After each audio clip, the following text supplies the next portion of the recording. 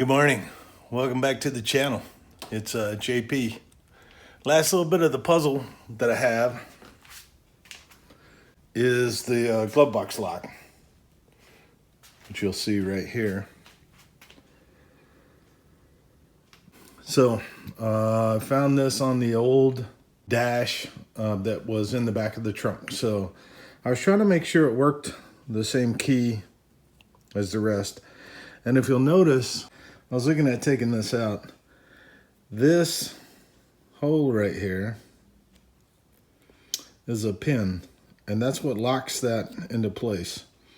So if you punch it from the back side, that's the actual retainer that holds this plug in for the key. So I did not need to do that though. I used some picks and sprayed it. Got some cleaner down in there. It looks like somebody has messed the face up just a little bit. I'll try and, if my camera will adjust. There you go. And does what it needs to do, which is turn, unlock. And this is what's known as key retaining. In other words, when you unlock it, you can't pull the key out. So it has to go back to the lock position in order for the key to come out. Incidentally, to me, in my mind, the wafers, which are inside of the lock here, have a spring that push them up. You don't want gravity fighting against it. So when I put this lock back in, I'm putting it this way, this orientation, so that helps with being able to right the ship as far as the wafers and the lock. So when I put it back in, it'll be in this position. When it turns to unlock, it'll actually go to the right and then back up. So that was the last puzzle to all the keys working on the same, or all the locks working on the same keys. So I'll polish the front of it just a wee bit and then we'll go from there. I've got the glove box lock here, switch here, everything's ready to go. Only thing I gotta do is fix this issue here.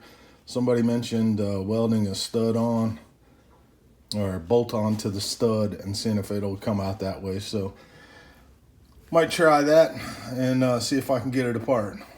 I did also order some parts and I'm hoping that they'll come in. So this is one of those hyper cleaning mode things where I found a bucket, had a bunch of screws and washers and everything else in it. I'm just going to separate them out, put them in this kit, put the kit up. If I need them, I know where they're at. And I'm sure I got all kinds of different sizes here. So one more way of getting organized. There's a lot of the locking tabs that I need. I found those. So we're getting to the bottom of it.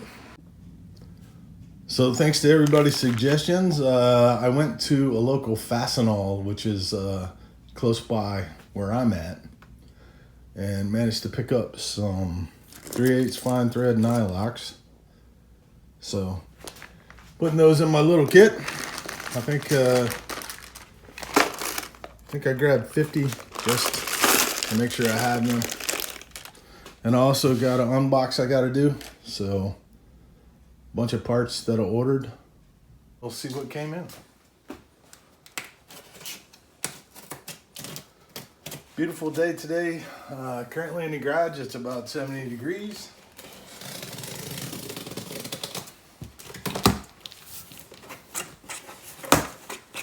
Let's have a cold front coming through later, which should be interesting. Nice boxing job. Came for one of the big three.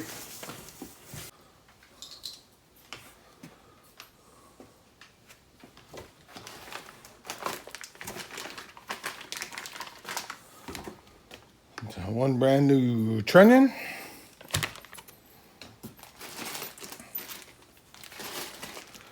Got some tie rod in ball joints. I've got the uppers already. These are some lines that are clips for the rear axle. I got the rubber reboot well, rubber coil spring mounts, upper and lower.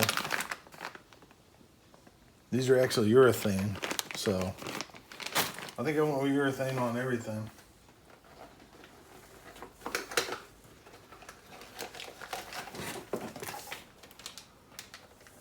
That's one of the steering assembly inner ends.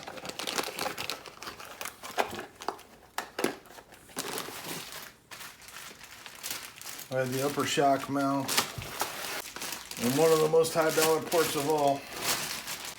I quit looking, took my lumps, and ordered a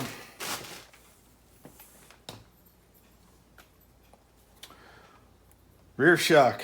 Well, at least one of them. They have one in order, or one in stock. And honestly, it's the one I could afford at this time. So, you know, you got to balance that whole money thing, and sometimes you got to make decisions. So this is one of them. So since this one was in, I'll go ahead and get it. It says right hand. So looks great. Yep. And small little box, probably 11 pounds. A lot of money.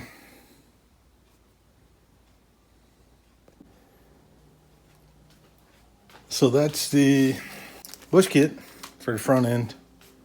I know all that stuff has places. Just not sure where it all goes. So I'm gonna separate it all out. See if I can't figure out where all these parts go to. And see if I can't start putting them in place. I know these for the front end, and they have to be oriented so this hole lines up with the grease bush.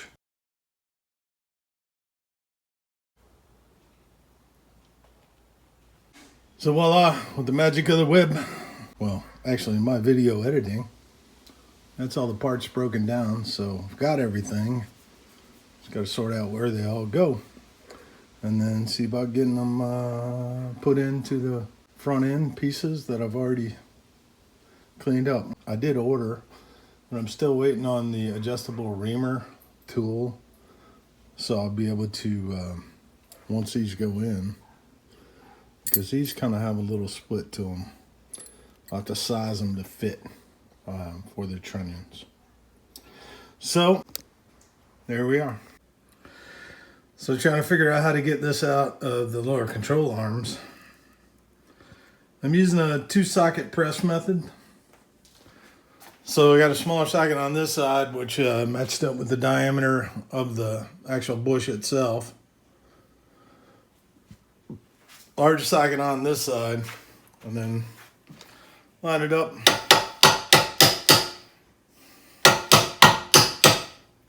Might need a little touch-up paint when I'm done. But literally just pressing it through.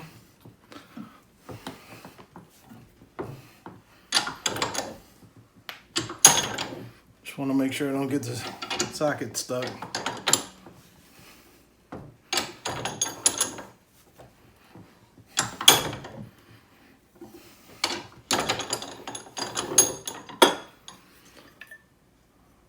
It's gonna work pretty good.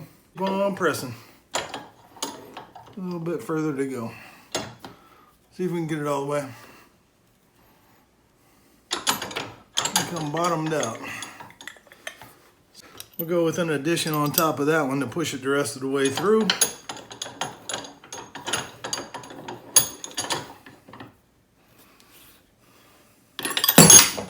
There we go. Bingo! Old bush out. And this one, I don't know if you can see this or not, but that one was really, really thin on the one side. So I don't know if that's when they sized it to fit or not, but it was paper thin on the outside. Inside of here is the grease fitting for the bush. And here you have a hole for that fitting to be able to put the grease into. So you want to make sure you line it up. And just like that, minus the messed up paint. I got the new one back in. The one thing I did notice about this one was, if you look inside, there's actually grooves inside that bush. So what that does is evenly distribute the grease around that bearing surface, which I thought was pretty interesting because I wasn't seeing that on the old one. It's like it was straight through. All right. Yep, a couple more to go.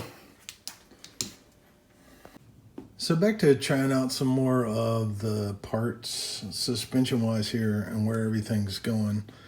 We're just cleaning up some of the surfaces and looking at the parts that I got and trying to get an idea of where they went. And it wasn't adding up. Moss Motors website, the breakdown is different than what's in the catalog here. So being fairly new to the game, I haven't done this before, so I don't know all the parts and components. So I went back and looked at Moss's drawing versus the original or service manual drawing, which is different. So I think somewhere along the way it's been updated or changed in order to make this kit fit the suspension components and still work within the engineer's tolerances. So I'll stick a picture in. And here you can see in the red drawing the difference between Moss's and the old catalog, which is shown here. So you can see the differences, but Moss's sites specifically say bush nylon, which are these four right here. So the nylon bushes are referenced in the drawing on the Moss catalog for the lower A-arms for the back. And the front ones, obviously fitting on the trunnions, have the bush that you need to size, and then some nylon components and some of these other parts here. In the actual original drawing, which you'll see right here, it references the same kind of bush that I was looking for, which, in my mind, this drawing is the same as number 52. And that was where the difference was coming in. So I think I've got it kind of figured out.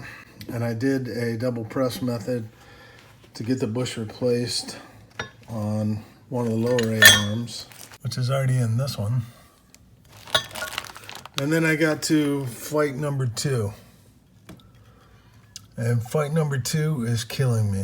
I may have to go seek a shop out to try and help out because I cannot get this thing to budge, and I worked on it for a while. So I'm going to try the other side and see if I have better luck with that. But needless to say, I am working on it. I got lots of parts laid out, ready to go.